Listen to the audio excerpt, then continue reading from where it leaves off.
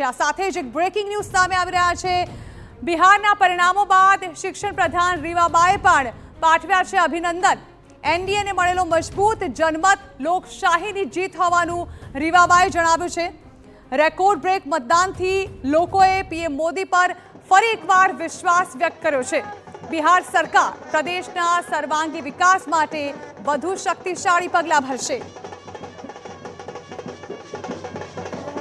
प्रकार से एनडीए ने अपनी जीत दर्जित की है इस ऐतिहासिक चुनाव में और रिकॉर्ड ब्रेक मतदान के माध्यम से आप सभी ने पुनः माननीय प्रधानमंत्री श्री नरेंद्र भाई मोदी जी के ऊपर अपना विश्वास संपादित किया और एनडीए के जितने भी प्रत्याशी चुनाव लड़ रहे थे उनको जीत की तरफ अग्रिम आगे कूच करके जीत दिलाई। उनके लिए मैं आप सभी को, बिहार की जनता को, शीर्ष नेतृत्व को अपने माध्यम से हृदय से शुभकामनाएं देना चाहूंगी।